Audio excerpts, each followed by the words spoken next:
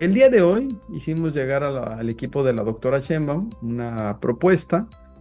que esté integrada por todas las cámaras confederadas, por los negocios, tanto nacionales como internacionales, como los negocios familiares, de esos de dueños y dueñas de empresa que tenemos en nuestro país. Una propuesta que está enfocada en la informalidad y el mercado gris como un fenómeno de pobreza y de gran magnitud en nuestro país. Es una agenda de trabajo y una serie de propuestas que representan a nuestro sector de comercio, de servicios y turismo y que se presentan en términos de la ley vigente de cámaras empresariales y sus confederaciones. Recordemos que la Organización Internacional del Trabajo ya definió el empleo informal como todo trabajo remunerado, por ejemplo, el autoempleo o el empleo incluso asalariado, que no esté registrado, que no esté regulado o protegido por los marcos legales o normativos, así como también ese trabajo no remunerado llevado a cabo en una empresa generadora de ingresos. Es importante, ¿no?, que consideremos que los trabajadores informales no cuentan con contratos de empleo seguro, no cuentan con prestaciones laborales, no tienen protección social e incluso no tienen una representación de trabajadores. En este marco tenemos un contexto y un desafío muy grande. Tenemos que ver que es una realidad que nuestra economía informal laboral pues representa un gran desafío. Incluso el INEGI ya nos dice que el 55% de la población ocupada trabaja en la economía informal e incluso que contribuyen con el 25% del PIB nacional. Esa economía informal alcanza los 6.3 billones de pesos constantes, y es decir que cada peso producido por la economía nacional, la informal participa en una cuarta parte. ¿Esto qué nos indica? No que solamente el empleo formal es del 45%, que se encuentran contratados, que tienen prestaciones, que tienen diversas beneficios, que incluso ese 45% del empleo formal es al que siempre como deporte el Congreso se encuentra produciendo literatura y haciendo reformas, pero que el otro 55% no tiene acceso a ninguna prestación o conquista laboral. Si nosotros hiciéramos una comparación entre el salario promedio de la informalidad y el salario mínimo vigente, pues nos arrojarían resultados que son realmente importantes, incluso que son preocupantes, porque de acuerdo con las estimaciones de nuestros economistas en la organización, pues podemos deducir que casi más del 10 millones de trabajadores en el sector informal ni siquiera perciben ingresos mensuales superiores a un salario mínimo, ni siquiera el salario mínimo están percibiendo. Estamos hablando de un número muy importante. Y que hay un número de ambulantes al día de hoy con un salario promedio también muy bajo, que es muy importante, y que los estados, ahí de acuerdo con la información del INEGI, de la Encuesta Nacional de Ocupación y Empleo, en OE, pues nos hablan que hay estados que tienen hasta un 81% de informalidad laboral, como Oaxaca o Chiapas con el 73%, Hidalgo con el 71%, Tlaxcala con el 71%, Puebla con el 69%, Veracruz con el 68%, Michoacán que también está con el 66% y Morelos con un 63%. Esas tasas de informalidad tan altas pues reflejan y generan pobreza, generan desigualdades significativas en el pago de impuestos, de salarios, de acceso a servicios sociales, acceso a servicios financieros. Bueno, la informalidad es una característica fundamental al día de hoy, determinada por las organizaciones internacionales y nacionales de subdesarrollo, y es un factor que hace lenta la economía, que frena el crecimiento y el desarrollo de los países.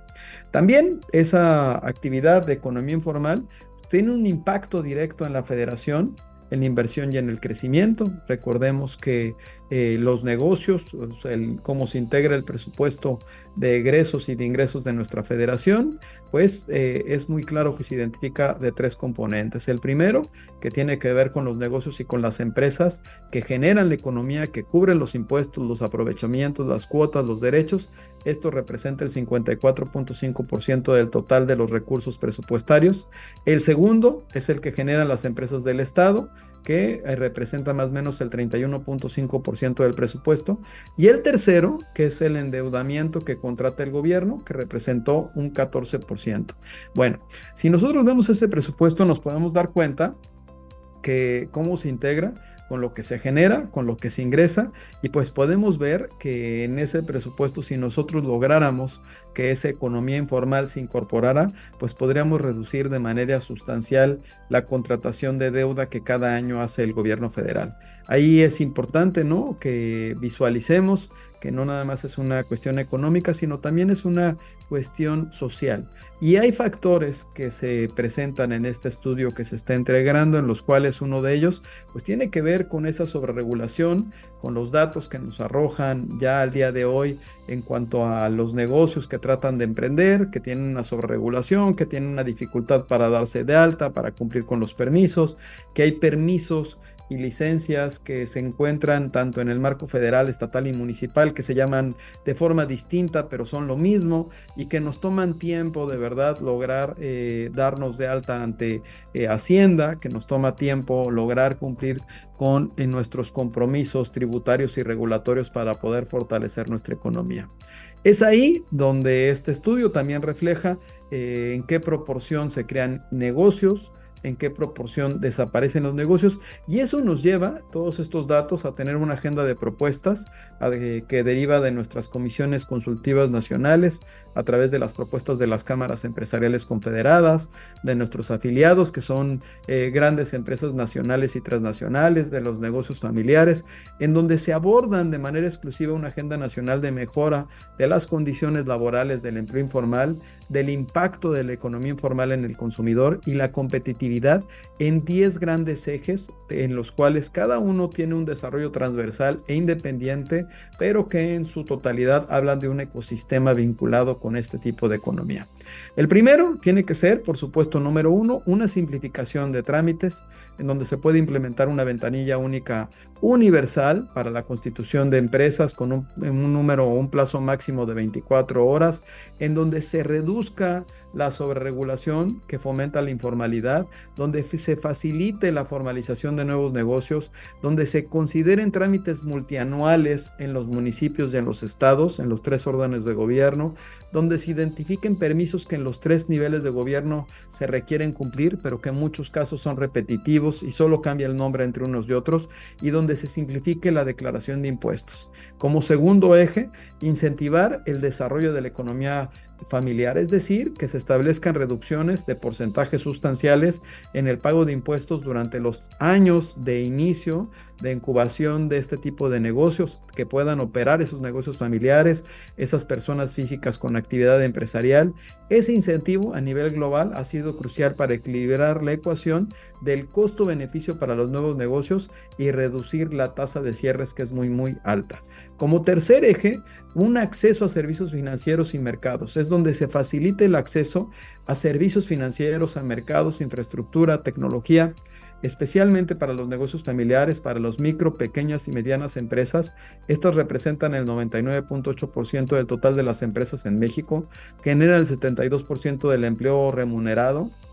Y en este aspecto puede ser fundamental que impulsemos la banca de desarrollo, que impulsemos que NAFIN se reconvierta ya en una banca de desarrollo de primer piso. Como cuarto eje, fomentar el comercio y los servicios formales. Aquí es lograr una ley general que tenga un impacto en los códigos hacendarios municipales de cada estado, en donde se incorpore como requisito indispensable para la venta de productos en vía pública que cuenten con permiso de licencia de funcionamiento, que exhiban su inscripción ante el RFC, su registro patronal ante el IMSS e Infonavit, el pago de sus prestaciones mínimas de ley a sus colaboradores. Esta medida tiene un impacto directo en la mejora de la población laboral que se encuentra en la informalidad, en los consumidores directos y en los productos que se comercializan en la vía pública. Es una manera de generar incluso recursos para inversión en infraestructura y que se deje de hacer invisibles a los que se encuentran visibles, que sí cubren una cuota en el municipio, pero que no están cumpliendo con su compromiso de ayudar a las familias mexicanas, aquellas familias que, por supuesto, viven de este segmento. Como quinto eje es generar un fondo para impulsarlos a los establecimientos micro, pequeños y medianos formales e informales. Aquí es a través de aportaciones privadas derivadas de adquisiciones de obras públicas que se logre crear un fideicomiso en donde las empresas y el gobierno participen bipartidista en el que se especialice ese fideicomiso en asistencia técnica, es decir, que acompañen a ese informal o a ese emprendedor en que se haga formal, y después de que se acompañe a ese informal a llevar a la formalidad, que tenga financiamiento para capital de trabajo y para activos. Miren, esas empresas que se llegan a crear al no tener un historial crediticio no tienen acceso, y las tasas de interés que se les dan son muy, muy altas. Este fondo que estamos proponiendo se genere con aportaciones voluntarias derivadas de las compras públicas. Bueno, se debe de incorporar dentro del modelo de integridad empresarial que está impulsando la Secretaría de Función Pública, en donde el concursante de la licitación pública o adjudicación tenga una palomita, una calificación adicional en su reputación y gobernanza si hace esa aportación voluntaria mínima a este fondo fideicomiso, para que de manera exclusiva se utilice para ayudar a esas empresas, a esos negocios informales, a que puedan tener acceso a crédito directo.